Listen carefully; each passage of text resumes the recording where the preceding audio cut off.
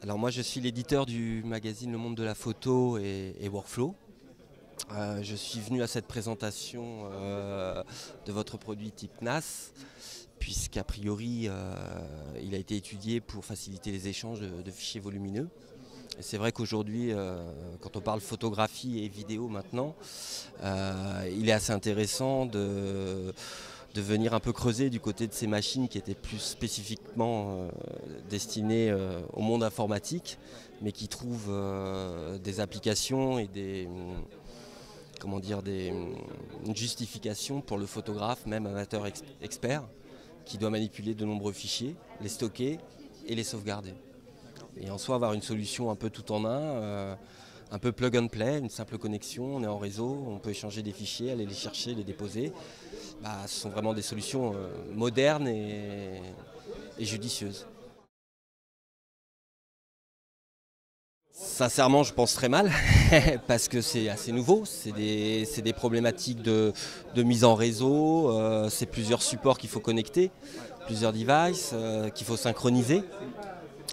C'est des standards technologiques qui évoluent rapidement. Aujourd'hui, on parle de Thunderbolt 2, c'est assez nouveau. Il faut avoir un parc qui supporte cette connectivité, donc ça pose plein de questions. Donc je pense que les photographes pros aujourd'hui sont conscients du problème, sont conscients qu'ils s'y prennent peut-être pas de la meilleure façon.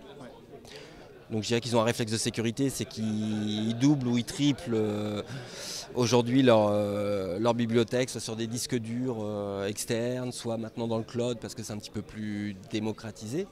Et qu'on arrive tout doucement vers un NAS qui, on va dire, peut cumuler un peu tous les avantages de ces solutions qui sont, je pense, gérées de manière pas très rationnelle aujourd'hui. Oui, parce que je pense qu'aujourd'hui on parle de fichiers de 50 millions de pixels, on parle de vidéos 4K. Ouais.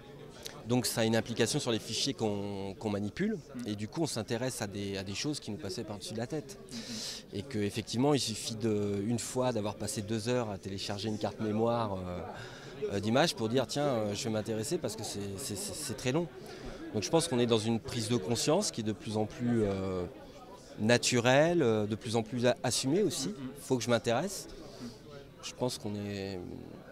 C'était un peu comme il y a 10 ans, quand la retouche photo est arrivée, quand on parlait que des fichiers numériques, ça se développait, que ça se retouchait.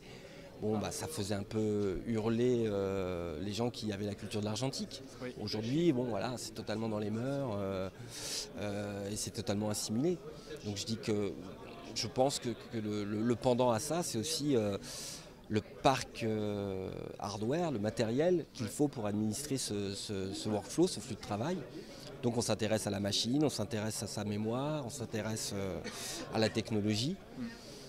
Et, je pense que ça va aller qu'en s'améliorant, que la prise de conscience va être de plus en plus généralisée, qu'une fois que les pros se seront appropriés la technologie, elle va descendre vers les experts, les leaders d'opinion, et qu'ensuite, avec la démocratisation des prix, parce qu'il y a aussi ça qui est aussi quelque chose qui peut accélérer le processus,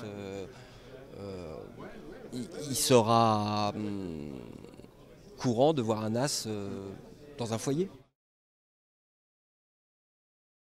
Moi je pense que c'est une problématique de temps. C'est-à-dire quand vous discutez avec des pros, ils vous disent on a de moins en moins de temps pour la prise de vue. Donc c'est un peu embêtant parce qu'à un moment on se retrouve à passer beaucoup de temps devant l'ordinateur, à retoucher, à stocker, à archiver, alors qu'on devrait faire de l'image. Donc il y a cette problématique-là qui est réelle. Il y a une autre problématique, c'est qu'effectivement on a des boîtiers qui gèrent la vidéo et la photographie. Ça apporte beaucoup de choses, mais avec un peu d'expérience, on voit que gérer la photographie et la vidéo en même temps, c'est très compliqué, c'est des écritures différentes. Donc je dirais que par rapport au NAS, c'est quelque chose qui se rajoute à l'emploi du temps du photographe, qui a quand même, bon an mal an, de moins en moins de moyens, mais qu'à un moment, il suffit qu'il y ait un accident pour qu'il y ait une prise de conscience. Oui. Et que là, ça déclenche beaucoup de choses. Mais je pense que c'est un processus naturel, qui va peut-être être un peu long, mais qui va être naturel pour quelqu'un qui vit de la photographie ou de la vidéo, parce qu'à un moment ou à un autre, il est inéluctable qu'il va être confronté à à ce dilemme-là, quoi. Donc pouvoir, par exemple, accéder à distance à sa photothèque, c'est quand même un outil précieux. Quand on est photographe, on bouge beaucoup, quoi. Voilà. Et on n'a pas toujours envie de trimballer 3-4 disques durs pour être sûr d'avoir ce qu'il faut pour répondre à une demande de client, quoi. Donc voilà, je pense qu'il y a beaucoup d'éducation en fait, et surtout une prise de conscience à affirmer vis-à-vis de cette population-là qui est de plus en plus confrontée à ce qui se passe après la prise de vue. Mon intuition, c'est que je pense qu'elle va venir plus du grand public, qui a un spectre d'ouverture parce qu'il a plusieurs loisirs numériques. Il gère de la musique, il gère plein de choses, donc il peut être plus sensible au fait, tiens, comment je partage ma sensation, elle est là. Après, je pense que chez les pros, on a plusieurs profils. On a des gens qui ont des assistants pour retoucher. Donc c'est leur assistant qui gère, c'est pas eux. Donc les questions de développement, de logiciels, de mise à jour, de plugins, où est ma bibliothèque, bon bah voyez mon assistant, je gère, moi c'est la prise de vue, c'est des organisations, des choix opérationnels. Et on a d'autres photographes qui sont des artisans dans l'âme, qui veulent maîtriser tout le temps, et qui là, on peut être surpris du degré de compétence qu'ils peuvent avoir. Mais je dirais que la grande tendance, elle est quand même, enfin moi ma sensation, hein, c'est encore une fois, que le photographe essaye de préserver la prise de vue, et que petit à petit, gentiment, il ne veut pas non plus être idiot et démuni ou dépendre d'une ressource ou de quelqu'un pour gérer son travail. Donc c'est inéluctable, j'ai envie de dire. Mais est-ce qu'il y va le sourire aux lèvres, je ne sais pas, mais il va devoir y aller. Voilà. C'est un peu ce débat-là aujourd'hui. Mais une fois qu'on a... Enfin, moi je vois des produits de plus en plus simples. Je pense qu'aussi on reste sur des produits... NAS, ça fait peur, c'est un acronyme. Waouh, de quoi on me parle. Pour les early adopters, il fallait être quand même très calé informatiquement pour mettre un réseau.